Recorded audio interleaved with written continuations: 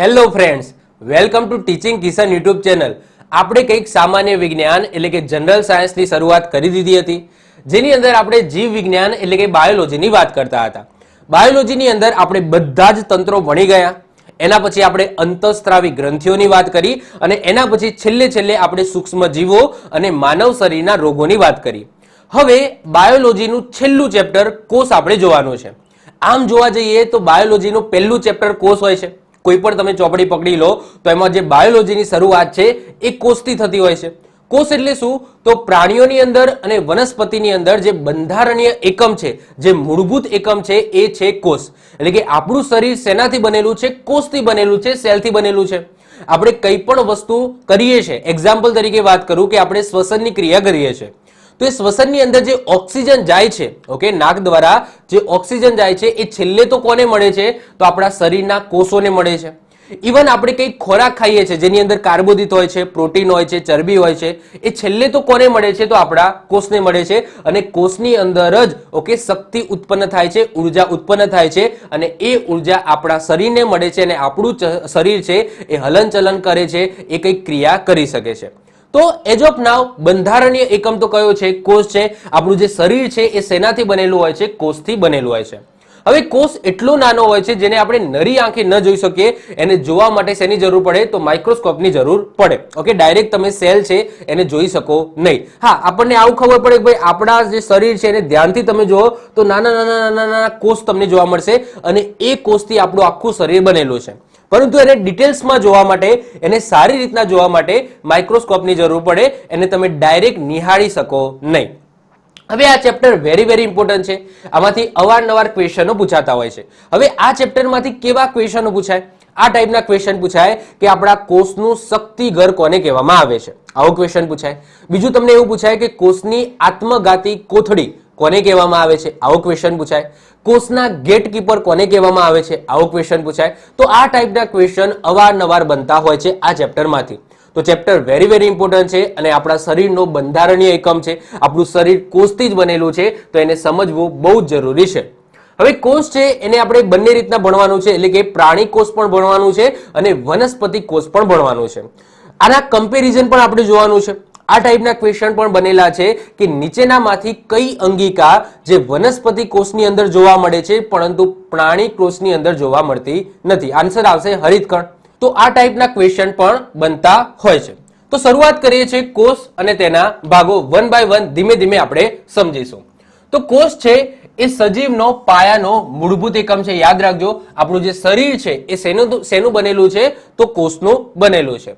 આ જે કોષ છે, આ શબ્દ છે એ ક્યાંથી ઉતરીને આવ્યો? તો સેલ્યુલા. ઓકે, લેટિન શબ્દ સેલ્યુલા ઉપરથી ઉતરી આવ્યો છે, જેનો અર્થ થાય છે નાનો ઓરડો. શું થાય છે? નાનો ઓરડો થાય છે. અને આ કોષના અભ્યાસને શું કહેવામાં આવે છે? તો કોષના અભ્યાસને સાયટોલોજી કહેવામાં આવે છે. હવે આપણું શરીર છે એ કોષથી બનેલું છે અને આપણા શરીરનો જે મૂળભૂત એકમ છે એ કોષ છે. આવું સૌથી પહેલા કોને ખબર પડ્યું? અથવા તો એવું કહી શકો કે કોષ સૌથી પહેલા કોને જોયો? તો આન્સર આવશે રોબર્ટ હુક. તો કોષની શોધ છે એ સૌથી પહેલા કોને કરી હતી? રોબર્ટ હુકે કરી હતી. અને આ વૈજ્ઞાનિકે પ્રાણી કોષ નતો જોયો. સૌથી પહેલા જે કોષ જોયો એ ક્યાં જોયો? તો એક વનસ્પતિની અંદર જોયો અને એ વનસ્પતિનું નામ છે બૂચ. તો ઈસવીસન 1665માં બૂચ નામની વનસ્પતિની અંદર સૌપ્રથમ રોબર્ટ હુક દ્વારા કોષ જોવામાં આવ્યો કે ભાઈ વનસ્પતિની અંદર સૌથી નાનો એકમ, મૂળભૂત એકમ કયો છે? કોષ છે. અને આગળ જતા પછી એમને ખબર પડી કે આપણા પ્રાણીઓની અંદર, આપણા સજીવની અંદર પણ જે પાયાનો એકમ છે એ શું છે? તો કોષ છે. તો તમને એક્ઝામની અંદર એવું પૂછાય કે સૌથી પહેલા કયો કોષ જોવામાં આવ્યો? વનસ્પતિ કોષ કે પ્રાણી કોષ? તો આન્સર આવશે વનસ્પતિ કોષ સૌથી પહેલા શોધાયો. ઓકે, કોને શોધ્યો? રોબર્ટ હુક દ્વારા. કઈ વનસ્પતિની અંદર? તો બૂચ નામની વનસ્પતિની અંદર શોધ્યો. ઓકે, એના પછી એમને જોયું કે પ્રાણીઓની અંદર પણ જે મૂળભૂત એકમ છે, જે બંધારણીય એકમ છે એ કયો છે? કોષ છે. તો બસ આટલું કહીને આ જે વ્યક્તિ છે રોબર્ટ હુક એ ઉકલી જાય છે, પછી એમનું નિધન થઈ જાય છે. તો શોધ કોને કરી? Robert Hooke. પછી ડિટેલ્સમાં એ નથી ગયા કે ભાઈ કોષની અંદર પણ શું રહેલું છે, કોષની અંદર કઈ રીતના આ ઉર્જાનું ઉત્પન્ન થાય છે. ઓકે, આ બધી વસ્તુ એમને નથી શોધી કારણ કે એમની ઉંમર થઈ ગઈ હતી અને પછી રોબર્ટ હુક છે એ મૃત્યુ પામ્યા હતા. પરંતુ સૌથી પહેલા કોષ કોને શોધ્યો? તો રોબર્ટ હુક દ્વારા શોધવામાં આવ્યો છે. કઈ વનસ્પતિની અંદર? તો બૂચ નામની વનસ્પતિની અંદર. ક્લિયર? એના પછી આવે છે રોબર્ટ બ્રાઉન. રોબર્ટ બ્રાઉને ફરીથી આ કોષ છે એનું સંશોધન શરૂ કર્યું, કોષને ડિટેલ્સમાં ભણવાનું શરૂ કર્યું અને એમને કીધું કે ભાઈ વનસ્પતિ કોષની અંદર તો કોષ કેન્દ્ર રહેલું છે, એટલે કે જે કોષ છે એ કોષની અંદર વચ્ચે કોષ કેન્દ્ર પણ આવેલું છે. તો કોષની અંદર કોષ કેન્દ્રની શોધ કોને કરી? તો આન્સર આવશે રોબર્ટ બ્રાઉન, કે કોષની અંદર મધ્યમાં વચ્ચે કોષ કેન્દ્ર પણ આવેલું છે. આવું કોને કીધું? તો રોબર્ટ બ્રાઉન દ્વારા કહેવામાં આવ્યું છે. તો એક્ઝામની અંદર આવો ક્વેશ્ચન પૂછાય કે કોષની અંદર કોષ કેન્દ્ર રહેલું છે, આ કોને જણાવ્યું? તો આન્સર શું આવશે? તો આન્સર આવશે રોબર્ટ બ્રાઉન દ્વારા જણાવવામાં આવ્યું છે. એના પછી બહુ જ ઇમ્પોર્ટન્ટ વૈજ્ઞાનિક આવે છે સ્લાઇડન અને સ્વોન. સ્લાઇડન અને સ્વોને જે કોષ છે એનો ડિટેલ્સમાં અભ્યાસ કર્યો, ઓકે, માઇક્રોસ્કોપથી ડિટેલ્સમાં અભ્યાસ કર્યો અને એમને કોષવાદનો સિદ્ધાંત આપ્યો.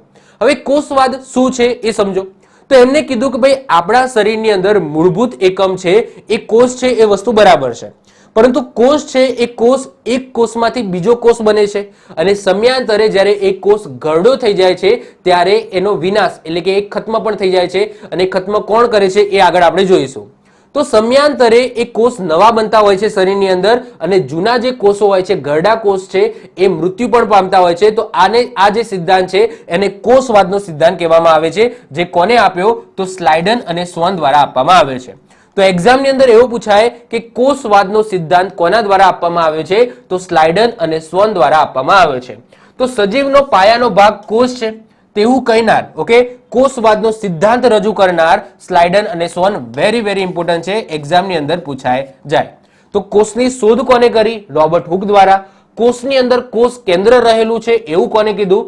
રોબર્ટ બ્રાઉન દ્વારા. અને કોષવાદનો સિદ્ધાંત કે નવા કોષો સમયાંતરે બને છે, જૂના કોષો, ઘરડા કોષો છે એ ઓટોમેટિક મૃત્યુ પામે છે. ઓટોમેટિક તો નહીં, પરંતુ એની આખી એક પ્રક્રિયા થાય છે, હું હમણાં તમને સમજાવીશ. તો એ કહેનાર કોષવાદનો સિદ્ધાંત કોને આપ્યો? તો સ્લાઇડન અને સ્વોન દ્વારા આપવામાં આવે છે. હવે સામાન્ય રીતે જે કોષ છે એનો વ્યાસ કેટલો હોય છે? તો 0.1 માઇક્રોન થી 1 mm વચ્ચે હોય છે, જેથી તે નરી આંખે જોઈ શકાતા નથી. તેને જોવા માટે શેની જરૂર પડે છે? તો માઇક્રોસ્કોપની જરૂર પડે છે. ઓકે, માઇક્રોસ્કોપ દ્વારા જ ઓકે એને જોઈ શકાય છે. ક્લિયર? ચલો, આમ તમે ધ્યાનથી જોવો તો તમને લાગશે કે ભાઈ આપણું શરીર છે કોષથી બનેલું છે, પરંતુ કોષની અંદર શું રહેલું છે? કોષ છે એની અંદર એક કોષમાંથી બીજો કોષ કઈ રીતના બને છે, આખી બધી વસ્તુ ડિટેલ્સમાં જોવી હોય તો માઇક્રોસ્કોપની જરૂર પડે. તો આઈ હોપ સો આમાંથી 3 ક્વેશ્ચનો છે યાદ રાખવાના છે. આ 3 વૈજ્ઞાનિકના નામ અને એમના દ્વારા ઓકે શું કરવામાં આવ્યું છે એ ઇમ્પોર્ટન્ટ છે, એક્ઝામની અંદર પૂછાઈ જાય એવું છે. ઓકે, ચલો આગળ વધીએ. હવે જો આજના લેક્ચરની અંદર આપણે 2 વસ્તુ ભણવાની છે, વનસ્પતિ કોષ પણ ભણવાનો છે અને પ્રાણી કોષ પણ ભણવાનું છે. હવે આને અલગ અલગ ભણવાની જરૂર નથી, કારણ કે અમુક વસ્તુ બંનેની અંદર કોમન છે. જેમ કે વાત કરીએ, કોષ કેન્દ્ર પટલ જોવા મળશે બંનેની અંદર, કોષ કેન્દ્ર જોવા મળશે, કોષ રસ બંનેમાં જોવા મળશે, રિબોઝોમ્સ છે, કણાભસૂત્ર છે, કોષ રસ પટલ છે, લાઇસોઝોમ છે, આ બધી વસ્તુ બંનેની અંદર કોમન છે. તો બંનેને અલગ અલગ ભણવાની જરૂર નથી, ડિટેલ્સમાં આપણે સાથે જ ભણી લઈશું. અમુક એવી વસ્તુઓ છે જે વનસ્પતિ કોષની અંદર જોવા મળે છે પરંતુ પ્રાણી કોષની અંદર નથી જોવા મળતી, જે મેં તમને અહીંયા વ્હાઇટ કલરમાં બતાવેલી છે. તો જે યલો કલરમાં દેખાય છે ને એ યલો કલરમાં છે, એ બંનેમાં કોમન છે, તો એને મેં યલો કલરથી બતાવેલી છે. પરંતુ અહીંયા તમે જુઓ કે 3 એવી વસ્તુઓ છે જે માત્ર ને માત્ર વનસ્પતિ કોષમાં જોવા મળે છે, પ્રાણી કોષની અંદર જોવા નથી મળતી. ઓકે, તો અહીંયા મેં 3 એ વસ્તુ બતાવી છે, તો એને આપણે અલગથી પછી ભણી લઈશું. અલગથી મતલબ આ જ વિડીયોની અંદર આપણે ભણી લઈશું. હવે 1 બાય 1 આની અંદર તમે જુઓ કે આપણો એક કોષ છે. ઓકે, આપણા શરીરનો જે પાયાનો ભાગ છે ને, પાયાનો ભાગ આવો છે. ઓકે, તમે ધ્યાનથી એને માઇક્રોસ્કોપથી જુઓ તો માઇક્રોસ્કોપથી જોતા એને આવું કંઈક દેખાશે. હવે આ આપણે નરી આંખે નથી જોઈ શકતા. ઓકે, નરી આંખે નથી જોઈ શકતા. આને તમે માઇક્રોસ્કોપથી જુઓ તો આવું કંઈક દેખાશે, આવી કંઈક રચના દેખાશે અને આવા ઘણા બધા ભેગા થઈને આપણી શરીરની રચના થઈ છે. ઓકે, આવા નાના નાના કોષો ભેગા થઈને ઓકે આપણું આખું શરીર બન્યું છે. હવે એની અંદર આ બધી વસ્તુ છે, 1 બાય 1 એક એક કરીને સમજીએ. સૌથી પહેલા હું તમને ઉપર છેલ્લું કહી દઉં છું, પછી આપણે ડિટેલ્સમાં એની વાત કરવાની છે થિયરીની અંદર.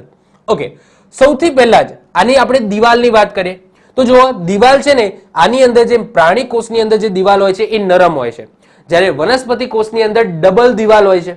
જેમ કે વાત કરું, સૌથી પહેલા વાત કરીએ કોષ દિવાલ.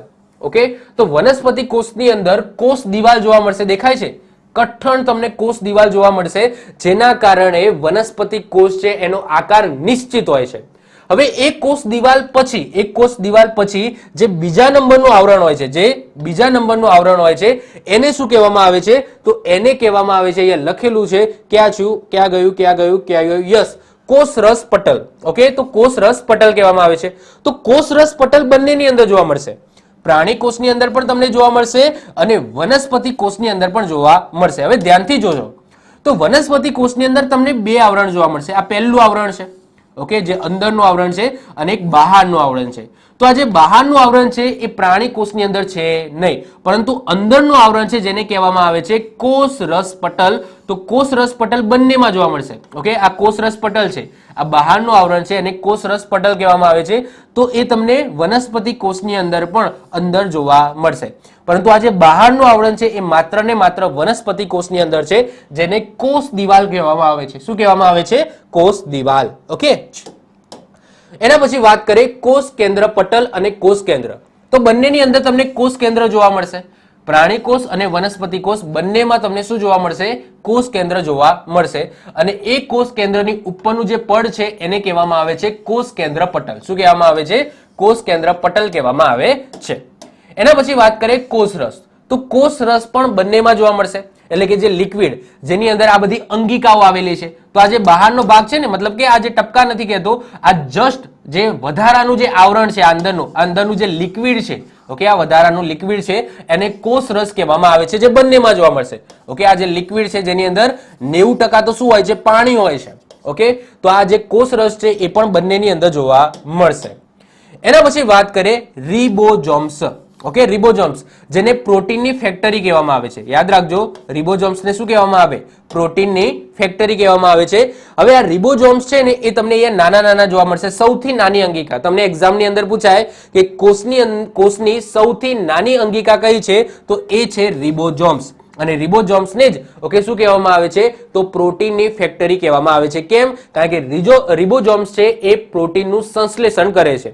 તો કોષની અંદર પ્રોટીન આવી જાય તો એનું સંશ્લેષણ કરવાનું કામ કોણ કરે છે? તો રિબોઝોમ્સ કરે છે. એ બંનેની અંદર તમને જોવા મળશે. તો એ સૌથી નાના જે ટપકા દેખાય છે ને, કાળા કાળા, ઓકે, કાળા કાળા ટપકા દેખાય છે, તો એ શું છે? રિબોઝોમ્સ છે. અહીંયા તમને વનસ્પતિ કોષની અંદર પણ જોવા મળશે. હવે જ્યારે આ રિબોઝોમ્સ છે એ અંતઃકોષરસ ઝાડ ઉપર ચોંટી જાય. હવે રિબોઝોમ્સ છે ને એ તમને બે જગ્યાએ જોવા મળશે. કોષની અંદર છૂટાછવાયા પણ જોવા મળશે, અને આ જે અંતઃકોષરસ ઝાડ છે એના ઉપર પણ તમને ચોંટેલા જોવા મળશે. ધ્યાનથી જુઓ. ઓકે, આ શું છે? તો આ છે કોષરસ. ઓકે, અંતઃકોષરસ ઝાડ છે. આ રહ્યું. ઓકે, દેખાય છે? આ પણ અંતઃકોષરસ ઝાડ છે. ઓકે, આ પણ અંતઃકોષરસ ઝાડ છે. હવે બંને અલગ કેમ છે? કારણ કે આ જે અંતઃકોષરસ ઝાડ છે એના ઉપર આ રિબોઝોમ્સ ચોંટેલા છે. દેખાય છે? રિબોઝોમ્સ ચોંટેલા છે, એના કારણે એને કણિકામય અંતઃકોષરસ ઝાડ કહેવામાં આવે છે. અને જેની સપાટી છે એ ખડબચડી હોય છે. કેવી હોય છે? ખડબચડી હોય છે. હવે એના સિવાય પણ બીજા અંતઃકોષરસ ઝાડ હોય છે, પરંતુ એ કણિકા વિહીન હોય છે, કારણ કે એના ઉપર આ રિબોઝોમ્સ છે એ ચોંટેલા હોતા નથી. તો રિબોઝોમ્સ તમને બે જગ્યાએ જોવા મળશે. એ કોષની અંદર મુક્ત પણ જોવા મળશે. ઓકે, અલગ અલગ જગ્યાએ મુક્ત પણ જોવા મળશે. સાથે સાથે આ જે અંતઃકોષરસ ઝાડ છે, આ અંતઃકોષરસ ઝાડ ઉપર ચોંટેલા પણ તમને જોવા મળશે. હવે જો જે અંતઃકોષરસ ઝાડ ઉપર આ રીતના ચોંટેલા હોય રિબોઝોમ્સ, તો એને કહેવામાં આવે છે કણિકામય અથવા તો ખડબચડી અંતઃકોષરસ ઝાડ. અને જે અંતઃકોષરસ ઝાડ ઉપર આ જે રિબોઝોમ્સ છે એ ચોંટેલા નથી હોતા, તો એને કહેવામાં આવે છે કણિકા વિહીન અથવા તો લીચ્છી. ઓકે, લીચ્છી. ઓકે, કારણ કે ખડબચડી એની સપાટી નથી હોતી, કારણ કે એમાં ઉપર રિબોઝોમ્સ ચોંટેલા નથી, એટલા માટે લીચ્છી અંતઃકોષરસ ઝાડ અથવા તો કણિકા વિહીન અંતઃકોષરસ ઝાડ કહેવામાં આવે છે. ક્લિયર? ચલો, હવે જુઓ, જે કણિકા વિહીન અંતઃકોષરસ ઝાડ હશે એ શેનું સંશ્લેષણ કરશે? પ્રોટીનનું સંશ્લેષણ કરશે. સોરી, એ શેનું સંશ્લેષણ કરશે? ચરબીનું. ઓકે, એ કોનું સંશ્લેષણ કરશે? તો ચરબીનું સંશ્લેષણ કરશે. અને જે કણિકામય અંતઃકોષરસ ઝાડ છે, જે ખડબચડી છે, એ કોનું સંશ્લેષણ કરશે? તો પ્રોટીનનું કરશે. કેમ? કારણ કે કણિકામય અંતઃકોષરસ ઝાડ ઉપર શું આવેલું છે? રિબોઝોમ્સ આવેલા છે, અને રિબોઝોમ્સનું કામ જ શું છે? પ્રોટીનનું સંશ્લેષણ કરવું. એટલા જ માટે એને પ્રોટીનની ફેક્ટરી કહેવામાં આવે છે. તો જેના ઉપર રિબોઝોમ્સ હશે તો એ શેનું સંશ્લેષણ કરશે? પ્રોટીનનું સંશ્લેષણ કરશે. અને જેના ઉપર રિબોઝોમ્સ નથી આવેલા તો એ શેનું સંશ્લેષણ કરશે? તો ચરબીનું સંશ્લેષણ કરશે. ચલો હવે વધીએ છીએ આગળ. એના પછી વાત કરીએ કણાભ સૂત્ર. હવે આ તો વસ્તુ આપણે ગોખેલું હશે કે કણાભ સૂત્ર જેને કોષનું શક્તિઘર કહેવામાં આવે છે, જેને કોષનું પાવર હાઉસ કહેવામાં આવે છે. તો યસ, સાચી વસ્તુ છે. તો કણાભ સૂત્ર તમને દેખાશે, એ બંનેની અંદર તમને જોવા મળશે અને એને શું કહેવામાં આવે છે? કોષનું શક્તિઘર કહેવામાં આવે છે અથવા તો કોષનું પાવર હાઉસ કહેવામાં આવે છે. હવે કેમ કહેવામાં આવે છે એ પણ સમજો. તો જો આપણે શ્વસનની ક્રિયા કરીએ છીએ તો એ શ્વસનની ક્રિયા કરીએ છીએ જ્યારે એ ઓક્સિજન છે એ કોષને મળે છે તો એ કોષની અંદર કણાભ સૂત્ર રહેલું છે. હવે કણાભ સૂત્રની અંદર જે ગ્લુકોઝ હશે, હવે ગ્લુકોઝ અહીંયા આવી ગયું છે, ઓકે, કોષની અંદર ગ્લુકોઝ આવી ગયું છે, તો એ ગ્લુકોઝનું શું કરવાનું છે? ઓક્સિડેશન કરવાનું છે અને ઓક્સિડેશન કરીને એમાંથી ઉર્જા ઉત્પન્ન કરવાની છે. અને આ જે પ્રક્રિયા છે એ શેની અંદર થાય છે? તો કણાભ સૂત્રની અંદર થાય છે. એટલા જ માટે કણાભ સૂત્રને શું કહેવામાં આવે છે? તો કોષનું શક્તિઘર કહેવામાં આવે છે. ફરીથી રિપીટ કરું છું, તમે કંઈ પણ વસ્તુ ખાઓ છો તો એમાંથી જે ગ્લુકોઝ મળે છે, ગ્લુકોઝનું ઉર્જાની અંદર રૂપાંતરણ કરવાનું કામ કોણ કરે છે? કણાભ સૂત્ર કરે છે. અને અહીંયા જે ઉર્જા ઉત્પન્ન થશે એ એટીપી સ્વરૂપે હશે. ઓલરેડી આ વસ્તુ મેં શ્વસન તંત્રની અંદર ડિસ્કશન કરેલી છે. તો શ્વસન તંત્રની અંદર મેં આ વસ્તુ સમજાવી હતી કે ભાઈ કણાભ સૂત્ર છે એની અંદર ઉર્જા કઈ રીતના ઉત્પન્ન થાય છે. આપણે જે ખોરાક લઈએ છીએ એમાંથી જે ગ્લુકોઝ બને છે એ ગ્લુકોઝનું ઓક્સિડેશન થાય છે. આપણે ઓક્સિજન લઈએ છીએ તો ઓક્સિજન કોષને મળે છે અને કોષમાં ઓક્સિજન મળવાથી એ ગ્લુકોઝનું ઓક્સિડેશન થાય છે અને એનાથી ઉર્જા અને પાણી ઉત્પન્ન થાય છે. ઉર્જા કઈ રીતના ઉત્પન્ન થાય છે? તો એટીપી સ્વરૂપે ઉર્જા ઉત્પન્ન થાય છે. તો એ આપણે ડિટેલ્સમાં ભણેલા છે. તો યાદ રાખજો, કણાભ સૂત્ર જેને કોષનું શક્તિઘર કહેવામાં આવે છે. એના પછી વાત કરીએ કોષરસ પટલ, ઓલરેડી આપણે ડિસ્કશન કરી ગયા. એના પછી વાત કરીએ લાઇસોઝોમ.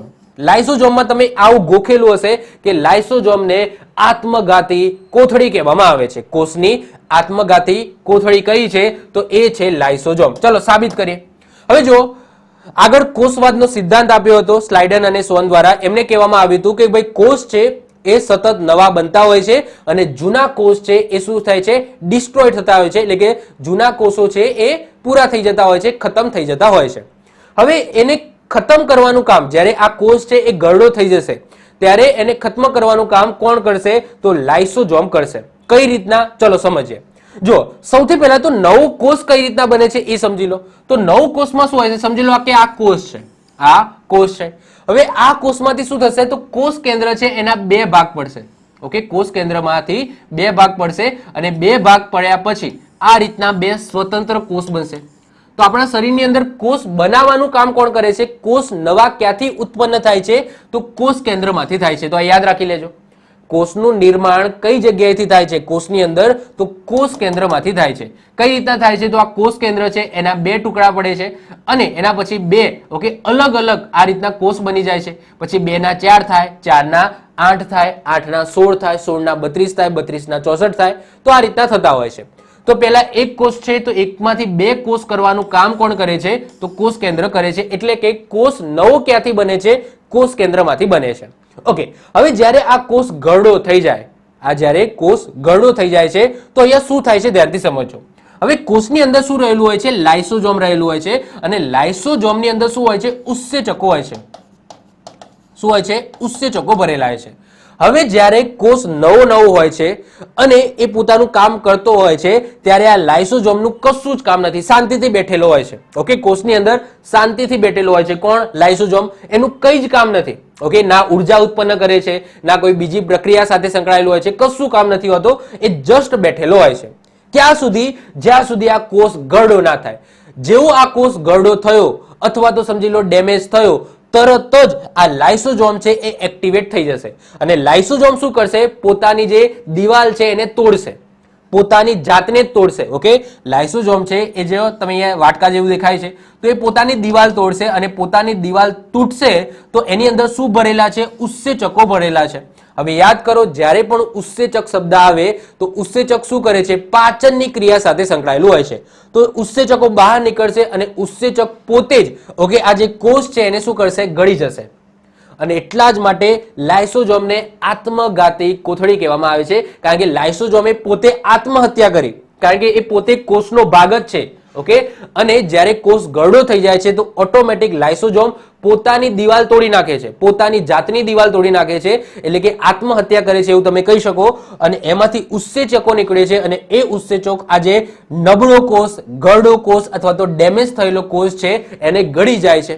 અને આવી ક્રિયા ત્યાં થાય છે લાઇસોસોમ એટલે કે કોષની અંદર થાય છે. ઓકે, તો એટલા જ માટે લાઇસોસોમને શું કહેવામાં આવે છે? આત્મઘાતી કોથળી કહેવામાં આવે છે. સમજી ગયા? ઓકે, એના પછી વાત કરીએ ગોલ્કી કાય. ગોલ્કી કાયને શું કહેવામાં આવે છે? ગોલ્કી કાયને કોષના ગેટકીપર કહેવામાં આવે છે. કારણ કે ગોલ્કી કાયનું કામ શું છે? તો કોષની અંદર પ્રવેશતા અથવા તો કોષની અંદર કોષથી બહાર નીકળતા જે પણ પદાર્થો છે એનું નિયમનનું કામ કોણ કરે છે? ગોલ્કી કાય. ઓકે, ગેટકીપર જેવું એમનું કામ છે. તો ગોલ્કી કાય એક ગેટકીપર જેવું કામ કરે છે, એટલા જ માટે એને કોષના ગેટકીપર કહેવામાં આવે છે. એટલે કે કોષની અંદર પ્રવેશતા અને કોષમાંથી બહાર નીકળતા પદાર્થોનું નિયમન કરવાનું, દેખરેખ રાખવાનું કામ કોણ કરે છે? ગોલ્કી કાય કરે છે. ગોલ્કી કાય તમને અહીંયા જોવા મળશે. ક્લિયર?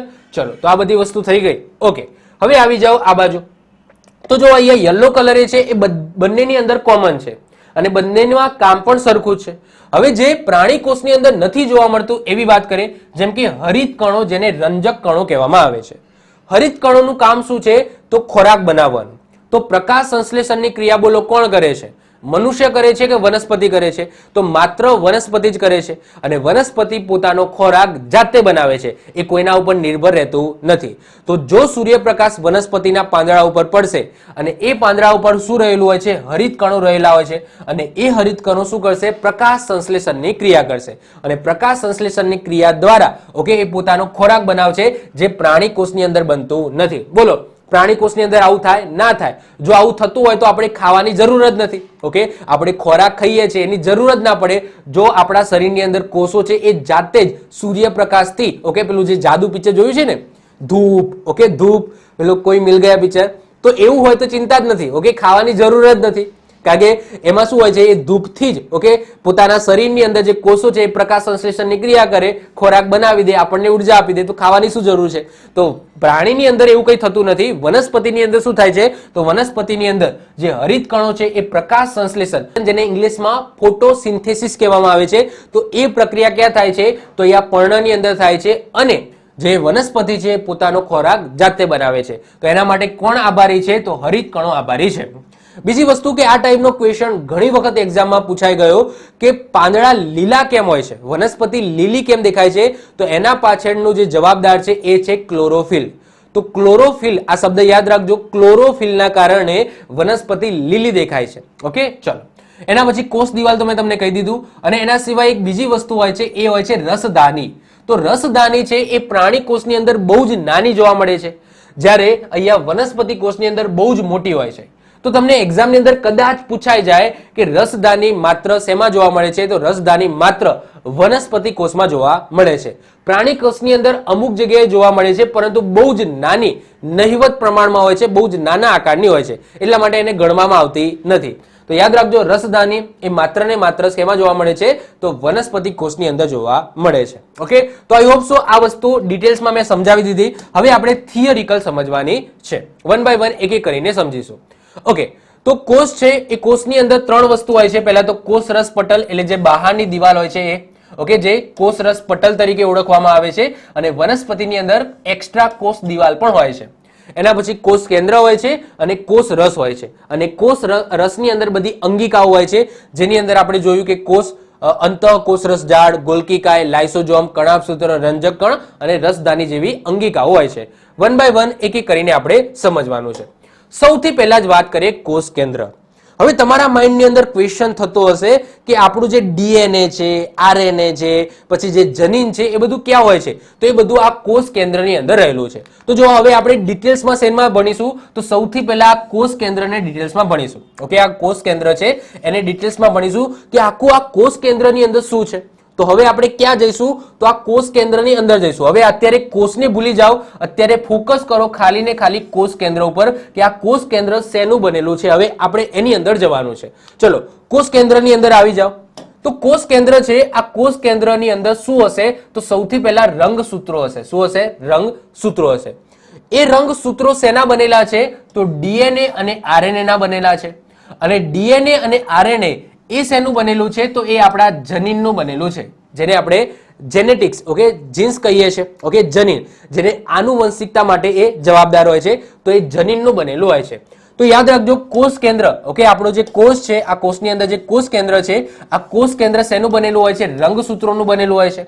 રંગસૂત્રોની અંદર ડીએનએ આરએનએ હોય છે અને એના પછી, ઓકે, એની અંદર શું હોય છે? તો આપણા જનીન હોય છે. ક્લિયર? ચલો, સૌથી પહેલા આટલું ખબર પડી ગઈ. કોષ કેન્દ્રની શોધ કોને કરી હતી? તો પહેલી સ્લાઇડમાં મેં તમને કીધું હતું કે કોષની અંદર કોષ કેન્દ્ર રહેલું છે, એ શોધ કોને કરી હતી? રોબર્ટ બ્રાઉન દ્વારા કીધી હતી. હવે જો એક કોષમાંથી બીજું કોષ, નવો કોષ બનાવવાનું કામ કોનું છે? કોષ કેન્દ્રનું છે. મેં હમણાં જ વાત કરી કે આપણો જે નવો કોષ છે, એક કોષમાંથી બીજો કોષ બનાવવો હોય તો એનું કાર્ય કોનું છે? કોષ કેન્દ્રનું છે. ચલો, તો કોષ કેન્દ્રનું કામ શું છે? તો કોષ કેન્દ્રના વિભાજનથી નવા કોષો ઉમેરાય છે. તો તમને એક્ઝામમાં પૂછાય કે આપણા શરીરની અંદર નવા કોષો છે, એને ઉમેરવાનું કામ કોણ કરે છે? તો કોષ કેન્દ્ર કરે છે. કોષ કેન્દ્રનું વિભાજન થશે અને વિભાજન થવાથી નવા કોષ ઉમેરાશે. ચલો, એનિમેશનથી જોઈએ. તો જો પહેલા શું હશે? તો એક કોષ હશે. આ કોષમાંથી કોષ કેન્દ્રનું બે વિભાજન થયું. જુઓ, ધ્યાનથી જુઓ. આ જો કોષની અંદર આ કોષ કેન્દ્ર હતું અને એક કોષ કેન્દ્રમાંથી બે કોષ કેન્દ્ર બન્યા અને એના પછી સ્વતંત્ર શું બની ગયા? કોષ બની ગયા. તો આ રીતના કોષ કેન્દ્રમાં એક કોષમાંથી બીજા કોષનું આખું નિર્માણ થાય છે. બાળકોમાં કોષ કેન્દ્રનું વિભાજન ઝડપી થાય છે, તેથી બાળકોની વૃદ્ધિ ઝડપી થાય છે. ઓકે, બાળકોની વૃદ્ધિ કેમ ઝડપી થાય છે? કારણ કે કોષ કેન્દ્ર છે એનું વિભાજન ઝડપી થાય છે, એટલા માટે નવા કોષો ઝડપી બને છે અને એના કારણે બાળકોની વૃદ્ધિ ઝડપી થાય છે. ઓકે, હવે તમારો ક્વેશ્ચન, એનો હું આન્સર આપું છું કે ભાઈ કોષ છે, આ કોષ, ઓકે, કોષ છે એ મનુષ્યનો બંધારણીય એકમ કેમ છે? મૂળભૂત એકમ કેમ છે? ઓકે, એનો આન્સર આપું, ધ્યાનથી સમજો. હવે જો જ્યારે શુક્રકોષની વાત કરીએ તો શુક્રકોષ એ એક જ કોષ છે. ઓકે, શુક્રકોષ એ એક કોષ જ છે. શુક્રકોષની વાત કરું તો શુક્રકોષને તમે જોઈ શકો? ના જોઈ શકો. એને તમારે જો જોવું હોય તો માઇક્રોસ્કોપની જરૂર પડે. એ જ રીતના અંડકોષની વાત કરીએ તો અંડકોષ જો પાછળ કોષ બોલાય છે તો એ પણ એક જ કોષ છે. એ પણ એક જ કોષ છે. હવે જ્યારે બંનેનું મિલન થાય છે, ફેલોપિયન ટ્યુબ, ઓકે, આ વસ્તુ આપણે ઓલરેડી ચલાવેલી છે. ફેલોપિયન ટ્યુબ એટલે કે અંડવાહિનીની અંદર શું થાય છે? શુક્રકોષ અને અંડકોષનું ફલન થાય છે અને બંનેનું ફલન થઈને એક કોષ બની જાય છે. તો સમજી લો કે આ ફેલોપિયન ટ્યુબ છે. આ ફેલોપિયન ટ્યુબની અંદર અંડકોષ અને શુક્રકોષ આ બંનેનું મિલન થઈને, ઓકે, શું થાય છે? તો એ યુગ્મરજ બને છે અને આ યુગ્મરજ આ એક કોષ જ છે. આ વન ટાઈપ ઓફ એક કોષ જ છે. હવે આ કોષ છે એ ફરતો ફરતો ક્યાં જશે? તો ફરતો ફરતો ગર્ભાશયની અંદર જશે અને ગર્ભાશયની દિવાલ ઉપર ચોંટી જશે. હવે ગર્ભાશયની દિવાલ ઉપર આ ટાઈપની પ્રક્રિયા થાય છે, એટલે કે આ એક કોષ હતો, એમાં જે સેન્ટર હશે, કોષ કેન્દ્ર હશે, એનું વિભાજન થશે. એકમાંથી બે બનશે, બેમાંથી ચાર બનશે, પછી 4 માંથી 8 બનશે, 8 માંથી 16 બનશે, 16 માંથી 32 બનશે અને ધીમે ધીમે આખું બાળક છે એ બનશે. ખ્યાલ આવ્યો? તો કઈ રીતના આખું બાળકનો જન્મ થાય છે? તમે જુઓ કે બાળક છે એ સૌથી પહેલા એક નાનો એવો કોષ હોય છે, જેની અંદર અંડકોષ અને શુક્રકોષનું મિલન હોય છે. ઓકે, જેને યુગ્મરજ કહેવામાં આવે છે અને યુગ્મરજ એક નાનો એવો કોષ જ હોય છે અને એકમાંથી બે બને, બેમાંથી પછી 4 બને, 4 માંથી પછી 8 બને, 8 માંથી 16, 16 માંથી 32 અને ધીમે ધીમે બાળકનું સ્વરૂપ લે છે. તો જ્યારે બાળકનો જન્મ થાય છે ત્યારે બોલો, એ એક કોષી હોય છે કે બહુકોષી હોય છે? તો સિમ્પલ છે, બહુકોષી હોય છે.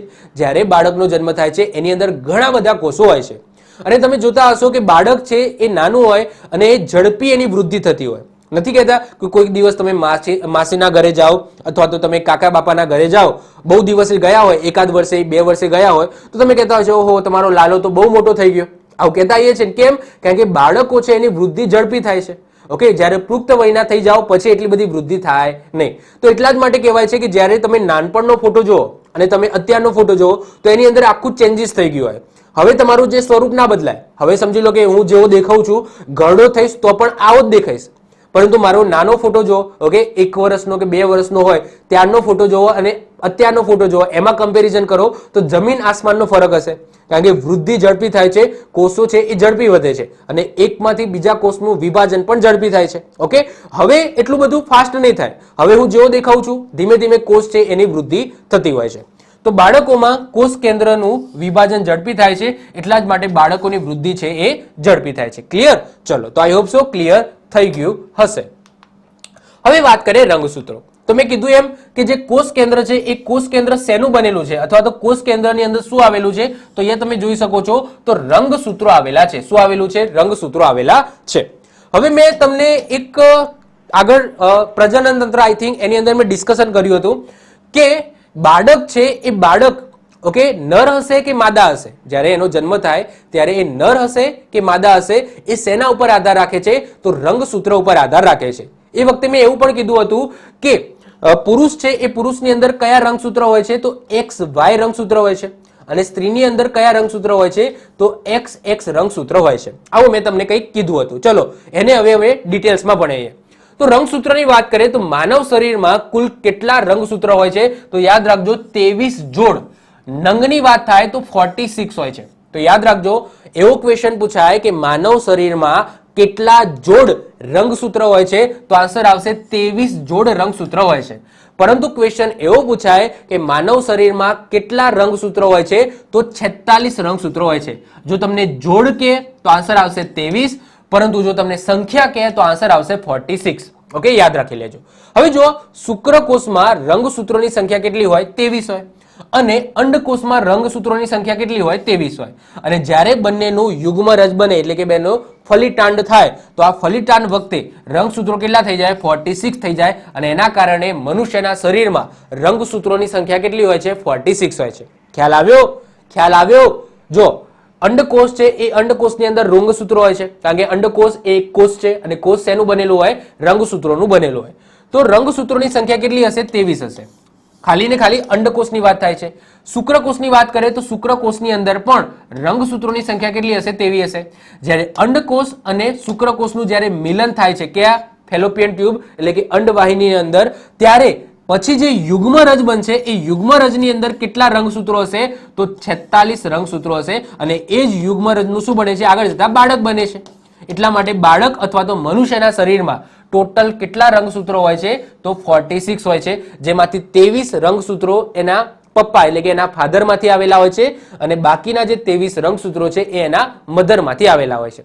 હવે જુઓ બાળક નર હશે કે માદા હશે એનો આધાર શેના ઉપર છે તો પુરુષનું છેલ્લું જે રંગસૂત્ર હોય છે કેટલા છે 23 છે. તો જે 23મા નંબરનું જે રંગસૂત્ર હોય છે અને અંડકોષની અંદર એટલે કે માતાની અંદર જે 23મા નંબરનું રંગસૂત્ર હોય છે એનું જે મિલન થશે એના ઉપર આધાર રાખે છે. તો આ 46 રંગસૂત્રોમાંથી જે 44 રંગસૂત્રો છે અથવા તો જોડમાં કેવું હોય તો 22 જોડ જે રંગસૂત્રો છે એ દૈહિક રંગસૂત્રો હોય છે જેનાથી તમે તમારા પપ્પાનો સમજી લો કે ફેસ છે એ થોડો મળતો આવતો હોય, પછી અમુક લક્ષણો છે એ મળતા આવતા હોય તો એના માટે 22 જોડ અથવા તો 44 રંગસૂત્રો હોય છે. પરંતુ જે છેલ્લું ઓકે આ જે 46 માંથી જે છેલ્લા બે રંગસૂત્રો હોય છે અથવા તો એક જોડ તમે કહી શકો તો એ જાતિ રંગસૂત્ર હોય છે. જાતિ એટલે શું કે તમે નર છો કે માદા છો એ ડિસાઈડ કરે છે. તો યાદ રાખજો જે 46 રંગસૂત્રો થયા જેમાં તમારા પપ્પાના 23 અને તમારી મમ્મીના 23 છે એમાંથી જે 44 રંગસૂત્રો છે એટલે કે 22 જોડ રંગસૂત્રો છે એ તમારી દૈહિક રંગસૂત્રો છે. ઓકે, દૈહિક રંગસૂત્રો છે. જ્યારે જે છેલ્લા બે રંગસૂત્રો છે તમારા છેલ્લા બે રંગસૂત્રો છે એટલે કે છેલ્લી જોડ ઓકે જોડની વાત કરીએ તો ટોટલ 23 જોડ છે એમાંથી જે 23મા નંબરની જોડ છે છેલ્લી જોડ 23મા નંબરની જોડ છે એ તમારી જાતિ ડિસાઈડ કરે છે. હવે ધ્યાનથી સમજો શું થાય છે. ઓકે, છેલ્લી જોડ તમારી જાતિ ડિસાઈડ કરે છે. હવે જુઓ ફાધરની છેલ્લી જોડ ઓકે ફાધરની 23મી જોડ જો XY હોય ઓકે સિમ્પલ વસ્તુ છે કે પુરુષની અંદર જે જોડ છે એ છેલ્લી જોડ કેવી હોય XY હોય અને મધરની અંદર જે છેલ્લી જોડ છે એ કેવી હશે XX હશે. તો યાદ રાખજો ફાધરની અંદર જે રંગસૂત્રો હશે એમાં જે છેલ્લી જોડ હશે હંમેશા XY જ હશે, હંમેશા XY જ હશે અને મધરની અંદર એટલે કે સ્ત્રીની અંદર ફાધર મધર લખ્યું છે પણ અહીંયા તમે પુરુષ કરી દેજો અહીંયા સ્ત્રી કરી દેજો. તો પુરુષની અંદર જે 23મા નંબરની જોડ હોય એ હંમેશા XY હોય અને સ્ત્રીની અંદર જે 23મા નંબરની જોડ હોય એ હંમેશા XX હોય અને જે 23મા નંબરની જોડ છે એ જાતિ ડિસાઈડ કરે કે તમે સ્ત્રી છો કે પુરુષ છો. ઓકે, તો પુરુષ છે તો પુરુષમાં 23મી જોડ હંમેશા XY જ હશે અને સ્ત્રીની અંદર છેલ્લી જોડ છે એ હંમેશા XX હશે. હવે જ્યારે માતા અને પિતાની વાત કરીએ તો જ્યારે ફલિતાંડ થાય છે ઓકે જ્યારે યુગ્મરજ બને છે જે યુગ્મરજમાં ઓકે પિતા છે એ બે વસ્તુ ડોનેટ કરી શકે. જો માતા છે એના જોડે તો XX જ છે તો માતા છે એ હંમેશા એક્સ જ ડોનેટ કરશે. તો આની અંદર જે એક્સ દેખાય છે ને, આની અંદર જે એક્સ દેખાય છે એ તો માતાનો જ છે. ઓકે, જો છેલ્લી જોડ બનશે, યુગ્મરજ બનશે, એમાં જે છેલ્લી જોડ છે એમાં માતા તો શું ડોનેટ કરશે? કારણ કે એના જોડે એક્સ છે તો એ એક્સ જ ડોનેટ કરશે.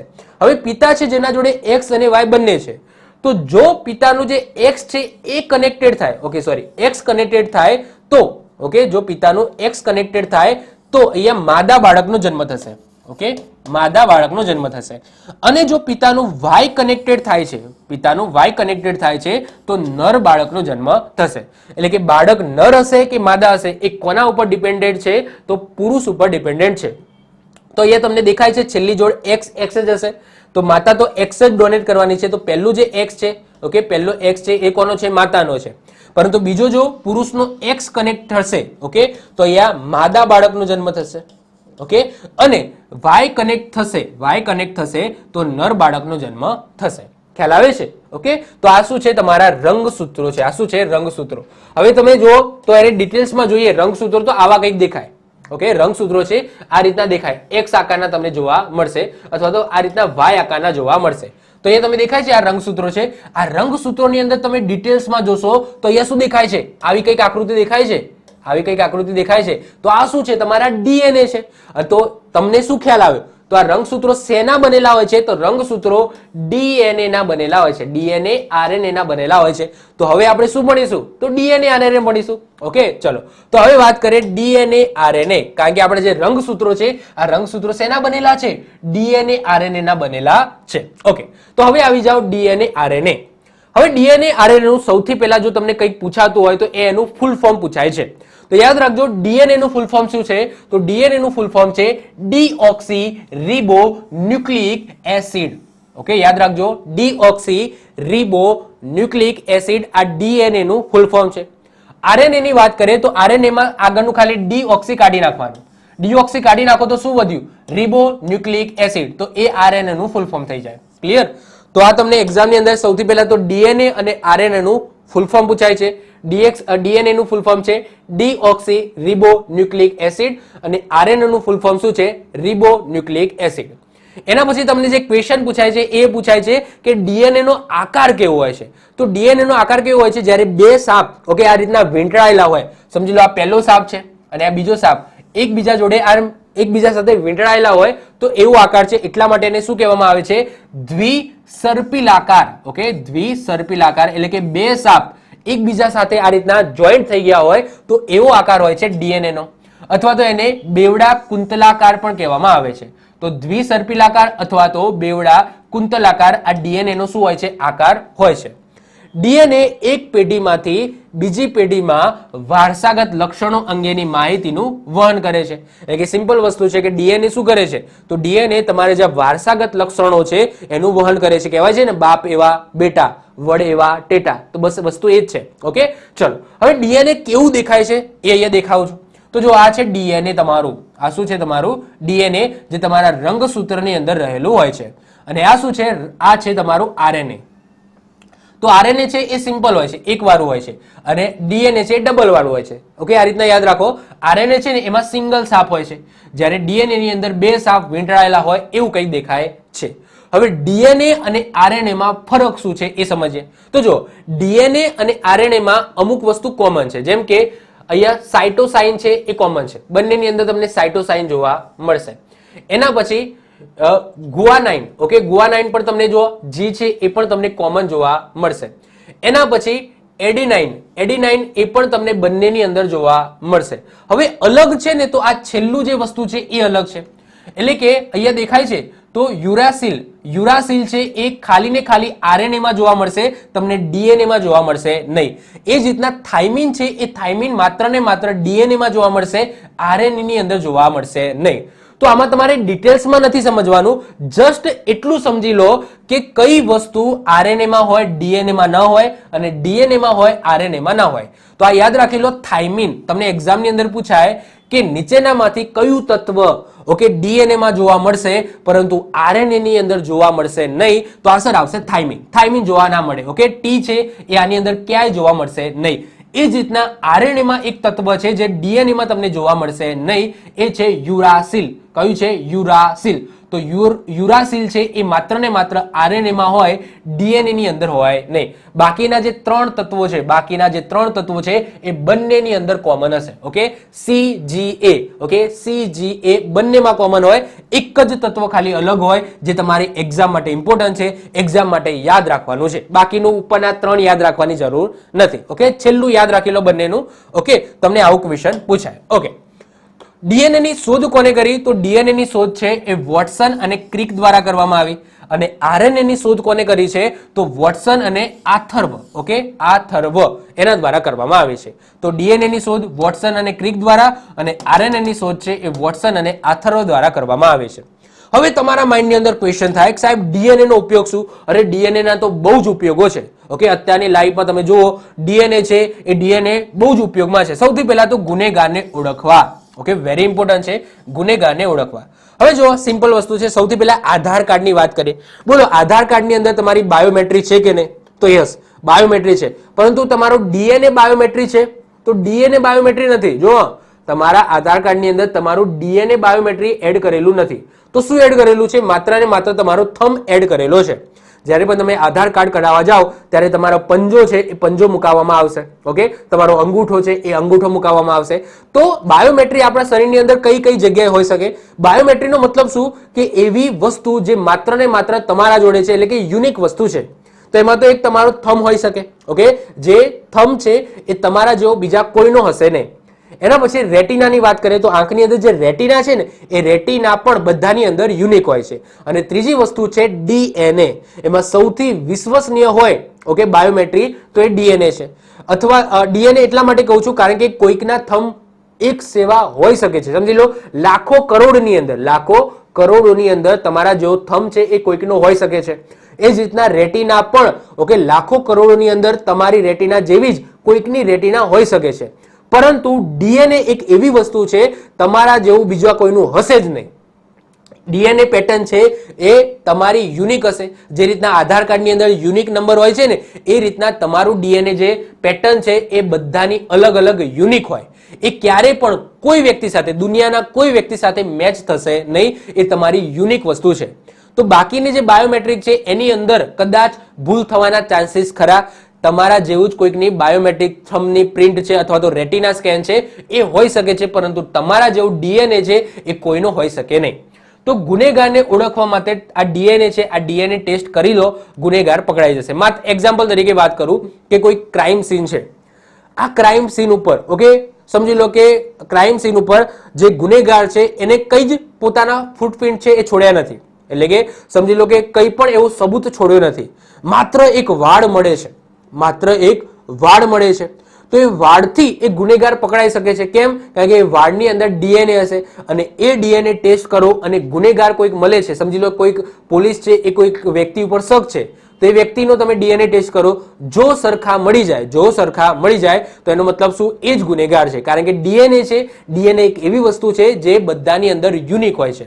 ઓકે, તો સમજી લો ક્રાઇમ સીન ઉપર કોઈ વાળ મળી જાય છે અથવા તો કોઈ નખ મળી જાય છે. ઓકે, સમજી લો કે એક્ઝામ્પલ તરીકે વાત કરું કે ફોરેન્સિક લેબોરેટરી વાળા ઓકે કોઈક નખ છે અથવા તો કોઈ વાળ છે એનું સેમ્પલ કલેક્ટ કરે છે અને એનાથી ડીએનએ ટેસ્ટ કરે છે અને એની ડીએનએ પેટર્ન જોવે છે. અને પોલીસને કોઈ વ્યક્તિ ઉપર શક હોય એનું ડીએનએ પેટર્ન ચેક કરે છે, જેનાથી આસાની ગુનેગારની ઓળખ થઈ શકે છે. બીજી વસ્તુ રેપના કેસ છે. આ રેપના કેસ પણ ઇઝીલી સોલ્વ થઈ શકે છે. રેપની અંદર શું હોય છે કે જે સ્ત્રી હોય છે, આ સ્ત્રી છે એ કોઈ વ્યક્તિ ઉપર સમજી લો કોઈ ગુનો કરે છે, મતલબ કે આંગળી ચીંધીને કહે છે કે આ વ્યક્તિ મારો રેપ કર્યો છે. તો એવા સમયે ઓકે એની જે વર્જાઇના છે, મતલબ કે જે સ્ત્રીની રેપ થયો છે એની વર્જાઇના ઉપર ઓકે જેને રેપ કર્યો છે એના ડીએનએ સેમ્પલ મળી આવશે. તો એ ટેસ્ટથી ઓકે રેપ આ વ્યક્તિએ જ કર્યો છે એ વસ્તુ પણ ઓકે સાબિત થાય છે. તો રેપના કેસ છે એ ઇઝીલી સોલ્વ થાય છે, પરંતુ એની અંદર અમુક કન્ડિશન હોય છે કે રેપના 24 કે 48 કલાક પછી ત્યાં સુધી, એટલે કે 24 કે 48 કલાક સુધીમાં ઓકે જે ડીએનએ નો જે સેમ્પલ છે એ સ્ત્રીના વર્જાઇનામાંથી કલેક્ટ કરી લેવા જોઈએ. ત્યાં સુધી સ્ત્રીને નાહવું ન જોઈએ. મતલબ કે અમુક કન્ડિશનો હોય છે તો એ કન્ડિશન સુધી રેપના 48 કલાક સુધી ઓકે ડીએનએ સેમ્પલ છે એ કલેક્ટ કરી લેવા જોઈએ. તો જ ઓકે તમે આ રીતના મેચ કરી શકો છો. એના પછી પિતૃત્વના કેસ. પિતૃત્વના કેસ મતલબ શું? સિમ્પલ વસ્તુ છે કે કાલ ઉઠીને એક્ઝામ્પલ તરીકે વાત કરું કે અમિતાભ બચ્ચન ઉપર કોઈક આંગળી ઉઠાવીને કે આ તો મારા પપ્પા છે. ઓકે, કોઈક વ્યક્તિ કે ભાઈ અમિતાભ બચ્ચન છે એ તો મારા પપ્પા છે, તો સાબિત કઈ રીતના કરું? તો યસ, આ ડીએનએ ટેસ્ટથી સાબિત થઈ જશે. હવે ડીએનએ ટેસ્ટથી કઈ રીતના સાબિત થશે સાહેબ એ સમજાવો. જો શું હશે, જો તો જે છોકરો કહેતો હોય કે અમિતાભ બચ્ચન મારા પપ્પા છે, એનું ડીએનએ સમજી લો આવું હશે. ઓકે, એનું માની લો કે ડીએનએ આવો છે. અમિતાભ બચ્ચનનું સેમ્પલ કલેક્ટ કરવામાં આવ્યું અને એમનું ડીએનએ ચેક કરવામાં આવ્યું, તો એમનું ડીએનએ આવું હશે. ઓકે, એમનું ડીએનએ માની લો કે આવું હશે. તો અહીંયા તમને બે સાપ દેખાય છે, મતલબ કે બે પેટર્ન દેખાય છે. એક આ પેટર્ન છે અને બીજી આ પેટર્ન છે. તો જો એના ફાધર હશે તો આ બંને પેટર્નમાંથી એક પેટર્ન હુબહુ 100% મળતી હશે. તો જો પુત્ર અને પિતાની વાત કરીએ તો પુત્ર અને પિતાની અંદર આ જે ડીએનએ છે, આ ડીએનએમાં જે એક પેટર્ન છે, આ એક પેટર્ન બંનેની અંદર કોમન હશે. ઓકે, જો આખી પેટર્ન નહીં, મતલબ કે બંને પેટર્ન નહીં, બંને પેટર્ન હોય તો એ યુનિક ના કહેવાય. ઓકે, બંને પેટર્ન છે એ સેમ નહીં હોય, એક પેટર્ન ગમે તે એક કોમન હશે અને એ હુબહુ એટલે કે 100% મળતી આવતી હોય. ઓકે, તો આ ફાધરનું ડીએનએ છે, આ સમજી લો બાળકનું ડીએનએ છે, તો આ બંનેમાંથી એક પેટર્ન છે એ હુબહુ બંનેની કોમન હશે, જેનાથી ખબર પડી જાય કે આ એના બાયોમેટ્રિક ફાધર છે. ઓકે, તો આનાથી શું થાય છે, જે પિતૃત્વના કેસ છે એ ઇઝીલી સોલ્વ થતા હોય છે. કોઈ વ્યક્તિ આવીને કે ભાઈ આ મારા પપ્પા છે. ઓકે, તો એ કઈ રીતના સોલ્વ થશે? તો બંનેનું ડીએનએ સેમ્પલ લેવામાં આવશે અને બંનેના ડીએનએની પેટર્ન છે એ ચેક કરવામાં આવશે. જો એના ફાધર હશે તો બંનેમાં જે એક પેટર્ન છે એ બંનેમાં કોમન હશે. તો એનાથી ખબર પડી જાય કે ભાઈ આ એના બાયોમેટ્રિક ફાધર છે. ક્લિયર? તો ડીએનએ ના ઘણા બધા ઉપયોગો છે. ઓકે, તો આ જસ્ટ 3 ઉપયોગો મેં તમને કીધા. ઓકે, એના પછી જે આવે છે જનીન, જેને ઇંગ્લિશમાં જીન્સ કહેવામાં આવે છે. અહીંયા લખેલું છે જેનેટિક્સ. જેનેટિક્સનો મતલબ થાય છે જનીન શાસ્ત્ર, જ્યારે જનીનને ઇંગ્લિશમાં જીન્સ કહેવામાં આવે. હવે જનીન છે એ કોષ કેન્દ્રનો સૌથી નાનો એકમ છે. કઈ રીતના સાબિત કરો? તો કોષ કેન્દ્ર છે એ કોષ કેન્દ્ર શેનું બનેલું છે? તો રંગસૂત્રોનું બનેલું છે. રંગસૂત્રોની અંદર શું આવેલું છે? તો ડીએનએ આરએનએ આવેલું છે. અને ડીએનએ આરએનએ શેનું બનેલું છે? તો એ જનીનનું બનેલું છે. એટલા માટે જનીન છે એ કોષ કેન્દ્રનો સૌથી નાનો એકમ છે. તો યાદ રાખીશું. હવે આપણે બોલતા જઈએ છે આનુવંશિક એકમ, આનુવંશિકતા, વારસાગત, આ બધું શું છે? તો આ તમારા જનીન છે. એટલે કે તમારા જે લક્ષણો છે એ તમારા પુત્રમાં 100% આવવાના. કેમ? કારણ કે તમને ખબર છે કે તમારા પુત્રની અંદર અને તમારાની અંદર ઓકે જે ડીએનએ પેટર્ન છે એમાંથી એક પેટર્ન હુબહુ મળતી આવે છે અને એ જ ડીએનએ ની અંદર શું રહેલા હોય છે? જનીનો રહેલા છે. તો સિમ્પલ વસ્તુ છે કે તમારા જે લક્ષણો છે એ તમારા પુત્રની અંદર આનુવંશિક રીતે, વારસાગત રીતે આવવાના. તો જનીન છે એ શેના માટે જવાબદાર હોય છે? તો આનુવંશિક એટલે કે વારસાગત લક્ષણો માટે જવાબદાર હોય છે. હવે અહીંયા આનુવંશિકતાવાદની વાત કરીએ તો આનુવંશિકતાવાદ કોને આપ્યો? તો જ્યોર્જ મેન્ડલ દ્વારા આપવામાં આવ્યો છે. હવે જ્યોર્જ મેન્ડલ છે ને એ વૈજ્ઞાનિક હતા જ નહીં. ઓકે, એ ભૂલથી વૈજ્ઞાનિક બની ગયા છે. હવે સ્ટોરી કઈક એવી છે, તો એ પાદરી હતા. ઓકે, જ્યોર્જ મેન્ડલ છે એ પાદરી હતા જે ગાર્ડનિંગ કરતા હતા. ગાર્ડનિંગ એટલે કે શું? કે છોડવાઓ વાવતા હતા અને છોડવાઓનું ધ્યાન રાખતા હતા. તો એમને જોયું, એક પેટર્ન જોઈ કે જે વટાણા છે, વટાણાના છોડની અંદર એક પેટર્ન જોવામાં આવી કે જે વટાણા છે એ વટાણા ઉગે છે. પછી એના જ વટાણા લઈને, મતલબ કે એના જ વટાણા લઈને પછી વાવવામાં આવે છે. તો અમુક એવા લક્ષણો છે જે અગાઉ જે વટાણાના હતા, જેના બીજ હતા, એના જેવા જ છે. એટલે કે વટાણાની અંદર સૌથી પહેલા ઓકે આનુવંશિકતા જોઈ કોને? જ્યોર્જ મેન્ડલ દ્વારા. અને એના પછી એ વૈજ્ઞાનિક બને. તો આખું મતલબ કે સ્ટોરી છે એ તમારે યાદ નથી રાખવાની. તો યાદ રાખજો, આનુવંશિકતાવાદનો નિયમ છે એ કોને આપ્યો? તો જ્યોર્જ મેન્ડલ દ્વારા આપવામાં આવે છે. અને આ વસ્તુ એમને ક્યાં જોઈ? તો વટાણાના છોડમાં પહેલી વખત જોઈ કે વટાણાના છોડમાં એમને એવું જોયું કે અમુક એવા લક્ષણો છે જે વારસાગત હોય છે, જે એક પેઢીમાંથી બીજી પેઢીની અંદર ટ્રાન્સફર થાય છે. તો આને જ કહેવામાં આવે છે આનુવંશિકતાવાદ. તો યાદ રાખજો, આનુવંશિકતાવાદ એટલે શું?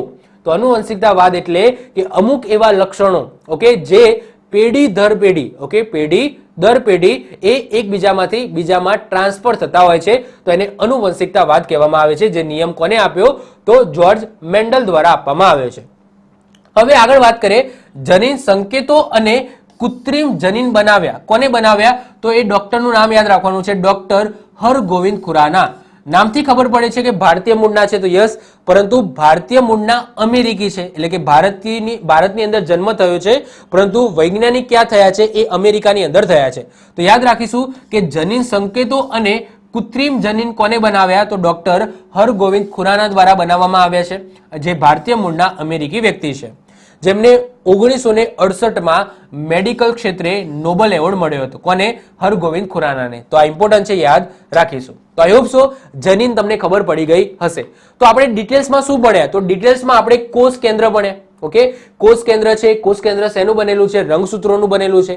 રંગસૂત્રોની અંદર શું આવેલું છે? ડીએનએ આવેલું છે, આરએનએ આવેલું છે, અને એ ડીએનએ આરએનએ શેનું બનેલું છે? તો જનીનનું બનેલું છે. તો આપણે કોષ કેન્દ્ર છે એ કોષ કેન્દ્ર સારી રીતના ભણી ગયા. હવે વાત કરીએ છીએ આગળ, બીજા વાત કરીએ તો એ છે કોષ રસ પટલ અથવા તો કોષીય પટલ. અને વનસ્પતિની અંદર કોષ દિવાલ પણ આવેલી હોય છે, જે માત્ર વનસ્પતિ કોષમાં જોવા મળશે.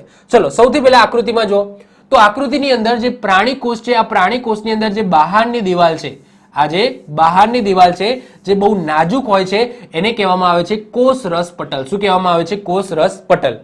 જ્યારે કોષ રસ પટલ બંનેમાં જોવા મળશે, વનસ્પતિની અંદર પણ તમને જોવા મળશે અંદરની બાજુએ, અને પ્રાણી કોષની અંદર પણ બહારની બાજુએ જોવા મળશે.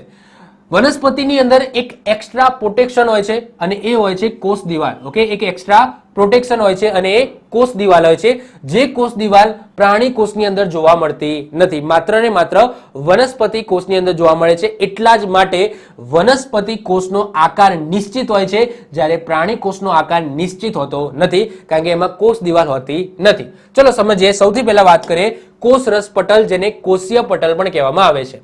તો કોષ રસ અને અંગિકાઓની ફરતે આવેલા સૌથી બહારના આવરણને કોષ રસ પટલ કહેવામાં આવે છે. આ આવરણ શેનું બનેલું હોય છે? તો આ આવરણમાં 75% ક્લોરોલિપિડ. જ્યારે શબ્દ તમે લિપિડ સાંભળો એટલે સમજી લેવાનું કે એ ચરબી છે. XYZ આખી સાયન્સની ચોપડીમાં જ્યારે તમે લિપિડ શબ્દ સાંભળો, શું? લિપિડ શબ્દ સાંભળો એટલે કે અહીંયા ચરબીની વાત થઈ રહી છે. ઓકે, આ યાદ રાખી લેવાનું.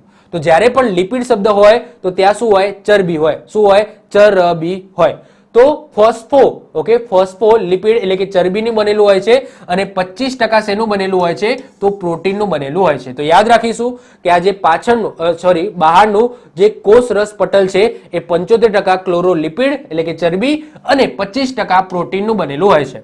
વનસ્પતિ અને પ્રાણી કોષમાં કોષ રસ પટલની હાજરી જોવા મળે છે, બંનેની અંદર હોય છે. હવે વાત કરીએ કોષ દિવાલ, જે માત્ર ને માત્ર વનસ્પતિ કોષમાં હોય છે. તો વનસ્પતિ કોષની બહારની બાજુ મજબૂત નિર્જીવ રક્ષણાત્મક આવરણને શું કહેવામાં આવે છે? કોષ દિવાલ કહેવામાં આવે છે, જે નિર્જીવ અવસ્થામાં હોય છે. તમે એ જોઈ શકો છો, આ દેખાય છે બહારની બાજુનું. ઓકે, તો આ શું છે? તો આ છે કોષ દિવાલ, જે માત્ર ને માત્ર વનસ્પતિ કોષમાં હોય છે, જે નિર્જીવ હોય છે. કોષ દિવાલનો આકાર કેવો હોય છે? નક્કી હોય છે. ઓકે, એટલા જ માટે વનસ્પતિ કોષ છે એનો આકાર પણ નિશ્ચિત હોય છે. પ્રાણી કોષની અંદર આ કોષ દિવાલ જોવા મળતી નથી. ઓકે, યાદ રાખીશું. આગળ વાત કરીએ કોષ રસ. કોષ રસ એટલે શું? તો અંદરનું જે લિક્વિડ ભરેલું છે, આ વધારાની જે જગ્યા છે, આ ખાલી જગ્યા દેખાય છે, આ ખાલી જગ્યા બધું શું છે? કોષ રસ છે. કોષ રસ તમને બંનેમાં જોવા મળશે. આ જે ખાલી જગ્યા છે, આ બધી ખાલી જગ્યા, તો આ બધું શું છે? કોષ રસ છે. તો કોષ રસ પટલ અને કોષ કેન્દ્ર પટલ. ઓકે, આ કોષ રસ પટલ અને આ કોષ કેન્દ્ર પટલ, એની વચ્ચેના વિસ્તારમાં રહેલા અર્ધ પ્રવાહી રંગહીન આધાર દ્રવ્યને શું કહેવામાં આવે છે? કોષ રસ કહેવામાં આવે છે. અને આ કોષ રસની અંદર જ આ બધી અંગિકાઓ રહેલી હોય છે, જે રિબોઝોમ્સ વાત કરી, ગોલ્કી કાયની વાત કરી, આ બધું શેમાં આવેલું હોય છે? તો કોષ રસની અંદર આવેલું હોય છે. કોષ રસમાં મુખ્યત્વે શું હોય છે? પાણી આવેલું હોય છે, જેમાં વિવિધ અકાર્બનિક તત્વો જેવા કે કાર્બોહાઈડ્રેટ, પ્રોટીન, લિપિડ્સ. લિપિડ્સ એટલે શું? ચરબી. હમણાં જ વાત કરી. લિપિડ્સ, ઉત્સેચકો, વિટામિન વગેરે કાર્બનિક સંયોજનો આવેલા હોય છે. એટલે કે અકાર્બનિક સંયોજનો કયા છે?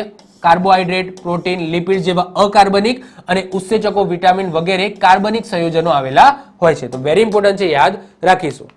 આગળ વાત કરીએ અંતઃકોષ રસ જાળ. હવે અંતઃકોષ રસ જાળ બે પ્રકારની હોય છે. એક કણિકામય એટલે કે ખળબચડી અંતઃકોષ રસ જાળ, અને બીજી કણિકા વિહીન એટલે કે લીસ્સી અંતઃકોષ રસ જાળ. દેખાય છે? જો અહીંયા દેખાય છે, આ તમને થોડી ઉપસેલી એટલે આમ ખળબચડી તમને જોવા મળશે. તો બે પ્રકારની કોષ રસ જાળ હોય. ઓકે, અંતઃકોષ રસ જાળ હોય. એક કણિકામય જે ખળબચડી હોય. હવે ખડબચડી કેમ હોય છે? કારણ કે એના ઉપર શું હોય છે? તો એના ઉપર હોય છે રિબોઝોમ્સ. શું હોય છે? રિબોઝોમ્સ હોય છે. અને રિબોઝોમ્સ ચોટેલા છે એટલા માટે આ ખડબચડી થઈ જાય છે. તો બે ટાઈપની હોય, કણિકામય અથવા તો ખડબચડી અંતઃકોષરસ ઝાડ અને કણિકા વિહીન એટલે કે લીસ્સી અંતઃકોષરસ ઝાડ. ચલો, તો અંતઃકોષરસ ઝાડ સૌથી પહેલા સમજીએ તો સમગ્ર કોષરસમાં વિસ્તારમાં પથરાયેલા નલિકામય પટલમય રચનાઓના જાડાને શું કહેવામાં આવે છે? અંતઃકોષરસ ઝાડ કહેવામાં આવે છે. પ્રાણી કોષ, વનસ્પતિ કોષ બંનેમાં જોવા મળશે. એની શોધ કોને કરી હતી? તો પોર્ટરે એની શોધ કરી હતી. કોષ કેન્દ્ર અને કોષરસ વચ્ચે કે કોષરસના વિવિધ પ્રદેશમાં અંતઃકોષરસ ઝાડ દ્રવ્યોના વહન માટે માર્ગ તરીકેનું કાર્ય કરે છે. ધ્યાનથી સમજો, એનું કામ શું છે? તો કોષ કેન્દ્ર અને કોષરસ વચ્ચે કે કોષરસના વિવિધ પ્રદેશોમાં અંતઃકોષરસ ઝાડ દ્રવ્યો, ઓકે, જે પણ દ્રવ્યો હશે એના વહનનું કાર્ય કરે છે. હવે બે ટાઈપની હોય છે, મેં બતાવી એમ, કણિકામય અથવા તો ખડબચડી. તો બહારની બાજુએ શું હોય? રિબોઝોમ્સ હોય. તો એવી જે અંતઃકોષરસ ઝાડ છે એને કણિકામય અથવા તો ખડબચડી અંતઃકોષરસ ઝાડ કહેવામાં આવે છે. અને આ રિબોઝોમ્સના કારણે એની સપાટી કેવી હોય છે? ખડબચડી હોય છે.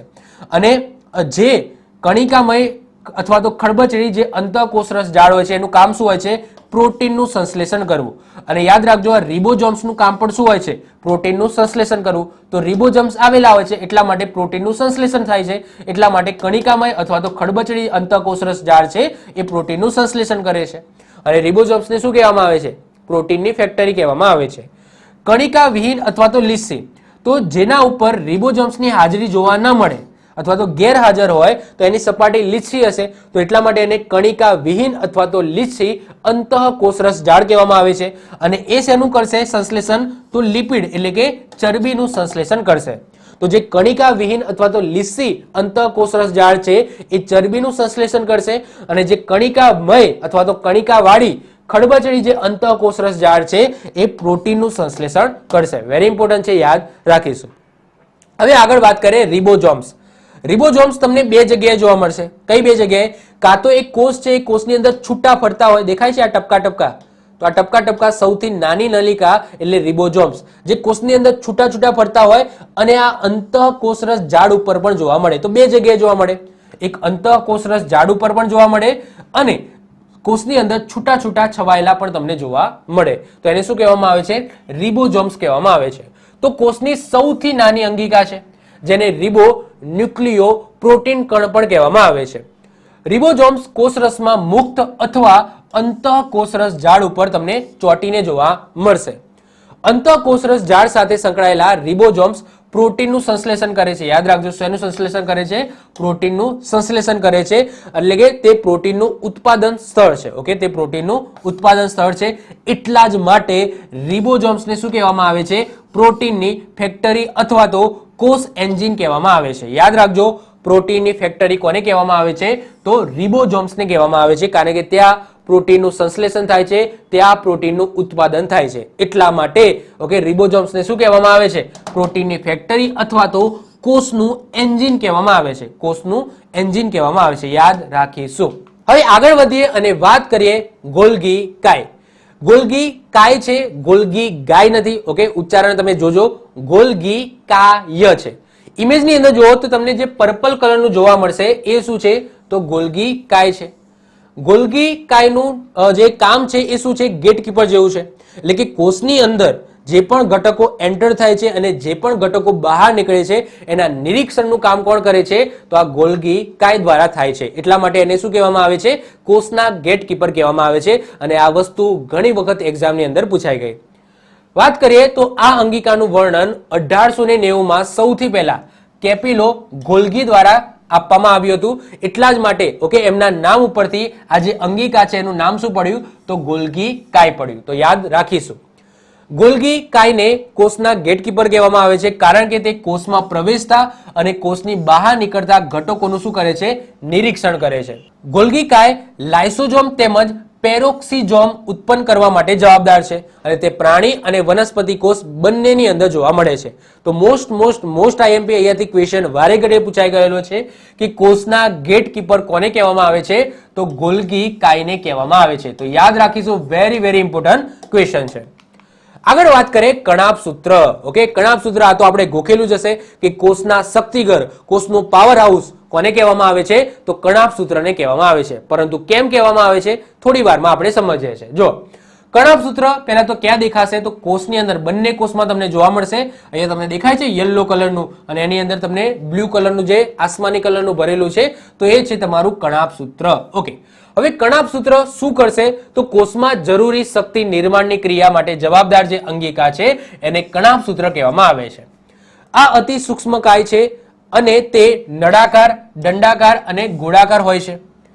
કોષરસની અંદર વિતરણ પામે છે. ઓકે, કોષરસની અંદર છૂટું છવાયેલું એ વિતરણ પામે છે. કણાભ સૂત્રમાં કોષીય શ્વસન થાય છે અને ઓક્સિડેશન થવાથી શક્તિ મુક્ત થઈને એટીપી, તો એટીપી નું ફૂલ ફોર્મ શું થશે? તો એડિનોસાઇન ટ્રાઇફોસ્ફેટ. ઓકે, એ સ્વરૂપે ઉર્જા રિલીઝ થાય છે. હવે જુઓ, જ્યારે પણ આપણે શ્વસન કરતા હોઈએ ત્યારે મેં તમને આગળ પણ સમજાવ્યું છે કે જે ગ્લુકોઝ છે એ ગ્લુકોઝ કોષની અંદર આવેલો છે. હવે એ શેની રાહ જોવે છે? તો એ ઓક્સિજનની રાહ જોવે છે. હવે જેવું આપણે શરીરની અંદર ઓક્સિજન દાખલ થાય છે, ઓકે, શ્વાસથી આપણે ઓક્સિજન લઈએ છીએ તો એ ઓક્સિજન આપણા શરીરના દરેક કોષને મળશે. તો કોષની અંદર ઓલરેડી ગ્લુકોઝ આવીને પડેલો છે. કણાભ સૂત્ર શું કરશે? તો કણાભ સૂત્ર એ ગ્લુકોઝનું ઓક્સિડેશન કરશે અને એ ઓક્સિડેશનના કારણે ઓકે ઉર્જા ઉત્પન્ન થશે અને એ ઉર્જા કયા સ્વરૂપે હોય છે? તો એટીપી સ્વરૂપે હોય છે. એટીપી નો મતલબ યાદ રાખજો, એડિનોસાઇન ટ્રાઇફોસ્ફેટ. ઓકે, આમ કણાભ સૂત્રમાં એટીપી નું સંશ્લેષણ થતું હોવાથી એને કોષનું શક્તિઘર અથવા તો કોષનું પાવર હાઉસ કહેવામાં આવે છે. તો આ યાદ રાખી જ લેજો કે કોષનું શક્તિઘર અથવા તો કોષનું પાવર હાઉસ કોને કહેવામાં આવે છે? તો કણાભ સૂત્રને કહેવામાં આવે છે. આગળ વાત કરીએ લાઇસોઝોમ. લાઇસોઝોમની વાત કરીએ સૌથી પહેલા ઇમેજમાં જુઓ તો લાઇસોઝોમ તમને ક્યાં જોવા મળશે? તો અહીંયા બાઉલ સ્વરૂપે તમને બંનેની અંદર જોવા મળશે. લાઇસોઝોમમાં આપણે એક વસ્તુ ગોખેલી છે કે લાઇસોઝોમને કોષની આત્મઘાતી કોથળી કહેવામાં આવે છે. પરંતુ કેમ કહેવામાં આવે છે હવે એવું સિમ્પલ પૂછાશે નહીં. ઓકે, એવું હવે સિમ્પલ નહીં પૂછાય કે ભાઈ લાઇસોઝોમ છે, લાઇસોઝોમને શું કહેવામાં આવે છે? તો કોષની આત્મઘાતી કોથળી કહેવામાં આવે છે. ઓકે, એના પાછળનું રીઝન છે એ રીઝન પણ તમારે સમજવું પડશે. તો એ તમને દેખાય છે.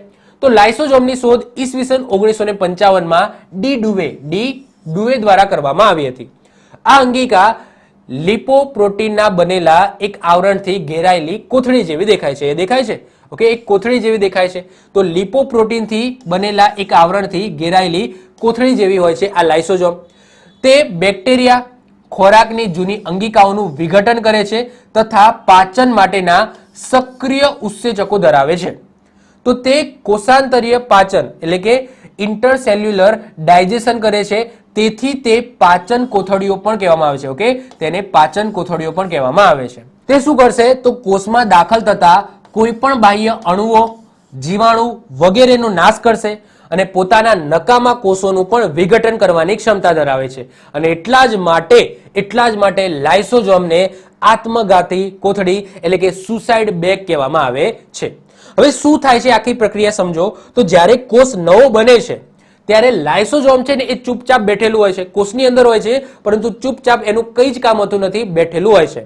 આ લાઇસોઝોમની અંદર શું હોય છે? ઉત્સેચકો ભરેલા હોય છે. લાઇસોઝોમ શેનું બનેલું હોય છે? તો એની અંદર ઉત્સેચકો હોય છે. તો એક કોથળી હોય છે જેની અંદર ઉત્સેચકો ભરેલા હોય છે, એને લાઇસોઝોમ કહેવામાં આવે છે. અને સંપૂર્ણ ઓકે કોષનો જન્મ થાય છે ત્યારે એનું કશું કામ હોતું નથી, કોષની પ્રક્રિયાની અંદર પણ એનું કંઈ જ કામ હોતું નથી.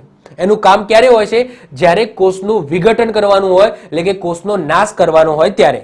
તો જ્યારે કોષ ગરડો બની જશે અથવા તો ડેમેજ થઈ જશે તો એવા સમયે આ લાઇસોઝોમ છે એ શું થઈ જશે? સક્રિય થઈ જશે અને એ પોતાની દિવાલ છે એ દિવાલને તોડી નાખશે. પોતાની દિવાલ તોડી નાખશે એટલે કે સુસાઇડ કરશે. એટલા માટે એને આત્મઘાતી કોથળી કહેવામાં આવે છે. સુસાઇડ કરશે એટલે કે એમાંથી શું નીકળશે?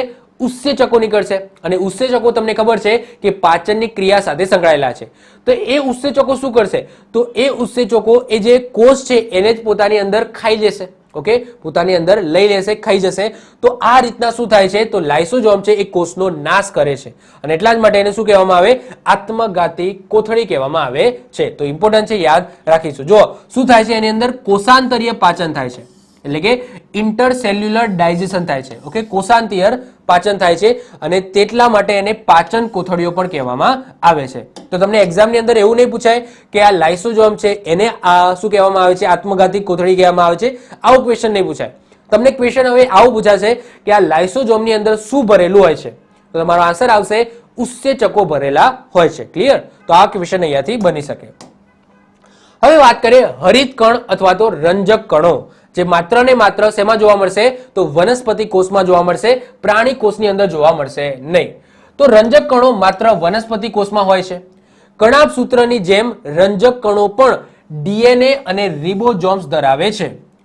હરિત કણ એમાં ક્લોરોફિલ અને કેરોટીનોઇડ, ઓકે, કેરોટીનોઇડ રંજક દ્રવ્ય આવેલા હોય છે, જે પ્રકાશ સંશ્લેષણની ક્રિયા માટે જરૂરી પ્રકાશ શક્તિને ગ્રહણ કરવાનું કાર્ય કરે છે. તો યાદ રાખજો, વનસ્પતિ છે એ પોતાનો ખોરાક જાતે બનાવે છે. કેવી રીતના? તો પ્રકાશ સંશ્લેષણની ક્રિયા દ્વારા. અને પ્રકાશ સંશ્લેષણની ક્રિયા માટે શું જરૂરી છે? તો ક્લોરોફિલ અને કેરોટીનોઇડ, ઓકે, એ રંજક દ્રવ્ય છે એ ખૂબ ખૂબ ખૂબ જરૂરી છે. હરિત કણનો જે લીલો રંગ છે, યાદ રાખજો, મેં હમણાં પણ વાત કરી હતી, ક્લોરોફિલને આભારી છે. જે હરિત કણનો લીલો રંગ છે એટલે કે પાંદડા જે લીલા દેખાય છે એ કેમ દેખાય છે? તો ક્લોરોફિલના કારણે. અને લીલું પાંદડું જ, યાદ રાખજો, લીલું પાંદડું જ હંમેશા જે ખોરાક છે એ જાતે બનાવશે, એટલે કે પ્રકાશ સંશ્લેષણની ક્રિયા કરશે. ઓકે, જો લીલું પાંદડું નહીં હોય, સુકાઈ ગયેલું પાંદડું હશે, તે પ્રકાશ સંશ્લેષણની ક્રિયા કરી શકશે નહીં. કારણ કે પ્રકાશ સંશ્લેષણની ક્રિયા કરવા માટે ક્લોરોફિલ નામનું રંજક દ્રવ્ય જરૂરી છે. અને જો ક્લોરોફિલ હશે તો એ વનસ્પતિ હંમેશા લીલી હશે, લીલી હશે અને લીલી હશે. ઓકે, કારણ કે ક્લોરોફિલના કારણે જ વનસ્પતિ લીલા રંગની દેખાય છે. હરિત કણ વનસ્પતિમાં જ હોય છે. તે ગ્લુકોઝ સ્વરૂપે ખોરાક બનાવે છે અને સ્ટાર્ચ સ્વરૂપે ખોરાકનો સંગ્રહ કરે છે. તો હરિત કણ છે એ વનસ્પતિની અંદર જ જોવા મળે છે, જે ગ્લુકોઝ સ્વરૂપે, ઓકે, ગ્લુકોઝ સ્વરૂપે ખોરાક બનાવે છે અને પછી સ્ટાર્ચ સ્વરૂપે શું કરે છે? તો એનો સંગ્રહ કરે છે. યાદ રાખીશું. એના પછી આગળ વાત કરીએ રસદાની. તો રસદાની પણ માત્ર ને માત્ર શેમાં જોવા મળશે? તો વનસ્પતિ કોષમાં જોવા મળશે. તો વનસ્પતિ કોષમાં ઘન કે પ્રવાહી પદાર્થના સંગ્રહ કરતી કોથળી જેવી રચનાને રસદાની કહેવામાં આવે છે. વનસ્પતિ કોષમાં રસદાની કોષરસનો લગભગ 90% હિસ્સો આવરી લે છે. રસદાનીની ફરતે આવેલી કલાને શું કહેવામાં આવે છે? ટોનોપ્લાસ્ટર કહેવામાં આવે છે. રસદાની વનસ્પતિ કોષમાં મોટા કદની અને પ્રાણી કોષમાં નાના કદની હોય છે. તે વનસ્પતિ કોષને કઠોરતા આપે છે. શું આપે છે? કઠોરતા આપે છે અને ફૂલેલી રાખે છે. જ્યારે પ્રાણીઓમાં રસદાનીઓ પાચન અને જળ નિયમનનું કાર્ય કરે છે. પરંતુ પ્રાણીઓની અંદર, પ્રાણી કોષની અંદર નહિવત પ્રમાણમાં અથવા તો બહુ જ નાની શું હોય છે? રસદાની હોય છે. ક્લિયર? તો આ રસદાની છે એટલી કોઈ ખાસ ઇમ્પોર્ટન્ટ નથી, આમાંથી કોઈ ક્વેશ્ચન બનતા નથી. પણ જસ્ટ એટલું યાદ રાખો કે રસદાની છે એ મોટા ભાગે તમને ક્યાં જોવા મળશે? વનસ્પતિ કોષમાં જોવા મળશે, પ્રાણી કોષની અંદર જોવા મળશે નહીં. એના પછી વાત કરીએ એક એવી વસ્તુ છે તારાકાય, જેને તારા કેન્દ્ર પણ કહેવામાં આવે છે, જે વનસ્પતિ કોષની અંદર નથી પરંતુ પ્રાણી કોષની અંદર છે. તો એવું એકમાત્ર, ઓકે, તમને શું કહેવાય છે? કણિકા જોવા મળશે, એ છે તારાકાય અથવા તો તારા કેન્દ્ર. તો શોધ ઈસવીસન 1883માં વોન બેન્ડેન, ઓકે, બેન્ડેન દ્વારા કરવામાં આવી હતી. ત્યારબાદ તેનું વર્ણન અને નામાંકરણ ઈસવીસન ટી બોવેરી દ્વારા કરવામાં આવ્યું. તારાકાય માત્ર મોટે ભાગે પ્રાણી કોષની અંદર જ જોવા મળે છે. તારાકાયનું મુખ્ય કાર્ય કોષ વિભાજન દરમિયાન બે ધ્રુવકાય અને ત્રાક તંતુઓ રચવાનું છે. ઓકે, તો તારાકાયનું મુખ્ય કાર્ય શું છે? તો બે ધ્રુવકાય અને ત્રાક તંતુઓ રચવાનું છે. ક્યારે? જ્યારે કોષનું વિભાજન થાય, એટલે કે જ્યારે નવો કોષ બને ત્યારે. તો જસ્ટ એટલું યાદ રાખો, બીજું કંઈ યાદ ના રાખો. તો તારાકાય અથવા તો તારા કેન્દ્ર એ કયા કોષમાં જોવા મળશે? માત્ર ને માત્ર પ્રાણી કોષની અંદર જોવા મળશે, વનસ્પતિ કોષની અંદર જોવા મળશે નહીં. હવે વાત કરી લઈએ એક થોડું એવું આપણે કમ્પેરિઝન જોઈ લઈએ કે પ્રાણી કોષની અંદર શું હોય, વનસ્પતિ કોષની અંદર શું નથી, અથવા તો વનસ્પતિ કોષની અંદર શું છે અને પ્રાણી કોષની અંદર શું નથી. જસ્ટ એક કમ્પેરિઝન જોઈ લઈએ. તો પ્રાણી કોષ ફક્ત કોષરસ પટલથી આવરિત હોય છે, તેમાં નિર્જીવ કોષ દિવાલ હોતી નથી. જ્યારે વનસ્પતિની અંદર કોષરસ પટલ તો હોય જ છે, સાથે સાથે બહારની બાજુએ નિર્જીવ અને સેલ્યુલોઝની બનેલી શું હોય છે? કોષ દિવાલ હોય છે. એના પછી વાત કરીએ પ્રાણી કોષમાં કોષ દિવાલ ન હોવાના કારણે તે અનિયમિત આકારનો હોય છે. જ્યારે વનસ્પતિ કોષની અંદર કોષ દિવાલ હોવાના કારણે વનસ્પતિ કોષ છે એનો આકાર નિશ્ચિત હોય છે. એના પછી વાત કરીએ પ્રાણી કોષની અંદર રસદાની છે એનો અભાવ હોય છે. જો હોય તો અત્યંત નાની હોય છે. જ્યારે વનસ્પતિ કોષની અંદર મધ્ય ભાગમાં મોટી શું આવેલી હોય છે? રસદાની આવેલી હોય છે. પ્રાણી કોષની અંદર હરિત કણો પણ હોતા નથી, ઓકે, રંજક દ્રવ્યો પણ હોતા નથી, જ્યારે વનસ્પતિ કોષની અંદર રંજક દ્રવ્યો, હરિત કણો જોવા મળે છે. તારાકાય હોય છે, ઓકે, પરંતુ વનસ્પતિ કોષની અંદર તારાકાયનો અભાવ હોય છે, એટલે કે વનસ્પતિ કોષની અંદર તારાકાય નથી હોતું, જે પ્રાણી કોષની અંદર જોવા મળે છે, જેને તારા કેન્દ્ર પણ કહેવામાં આવે છે. તો આ એક કમ્પેરિઝન છે જે તમારે યાદ રાખવાનું છે કે વનસ્પતિની અંદર કઈ વસ્તુ હોય છે જે પ્રાણી કોષની નથી હોતી, અને પ્રાણી કોષની અંદર કઈ વસ્તુ હોય છે જે વનસ્પતિ કોષની અંદર હોતી નથી. તો આ સાથે આપણું આજનું ચેપ્ટર, ઇવન આપણું આખું બાયોલોજી છે એ અહીંયા પૂરું થાય છે. ઓકે, તો આખું બાયોલોજી પૂરું થાય છે ટૂંક સમયમાં. ઓકે, તમારી જે ઈ બુક છે બાયોલોજીની એ ટૂંક સમયમાં અવેલેબલ થઈ જશે, આપણી એપ્લિકેશનની અંદર જોવા મળશે. તો આપણી એપ્લિકેશન ન ડાઉનલોડ કરી હોય તો ખાસ કરીને ડાઉનલોડ કરી લેજો. તો આ સાથે આપણું બાયોલોજી અહીંયા સંપૂર્ણ પૂરું થાય છે. આઈ હોપ સો તમને આખું બાયોલોજી ગમ્યું હશે, બધી જ વસ્તુ ડિટેલ્સમાં ખબર પડી હશે. ઓકે, નેક્સ્ટ લેવલનું મેં ચલાવેલું છે, ક્લાસ 1-2 ની અંદર પણ કામમાં આવે, ક્લાસ 3 ની અંદર પણ કામમાં આવે, એ ટાઈપનું મેં બાયોલોજી જીવ વિજ્ઞાન ચલાવ્યું છે. આઈ હોપ સો ઓકે તમને આ બધી વસ્તુ ખબર પડી હશે. ઓકે, આ બધી વસ્તુ પ્રીમિયમ લેવલની છે, એવું જરૂરી નથી કે અહીંયા હું જે તમને ફ્રીમાં નોલેજ આપું છું એક થોડું હશે, ના, સંપૂર્ણ બાયોલોજી ડિટેલ્સમાં મેં ચલાવેલું છે. તમારી જે જીસીઆરટી ની બુક છે જેમાંથી સૌથી વધારે ક્વેશ્ચનો એક્ઝામમાં પૂછાતા હોય છે એ રીતના મેં ચલાવ્યું છે. તો તમારે બસ એટલું કામ કરવાનું છે કે આ લેક્ચર છે એને લાઈક કરવાનો છે અને મિત્રો સાથે શેર કરવાની છે આ પ્લેલિસ્ટને, જેથી આ બાયોલોજી જે મેં જીવ વિજ્ઞાન ચલાવ્યું છે એનો બધાને લાભ મળે. ઓકે, તો હવે મળીશું નવા લેક્ચરમાં. Bye, all the best.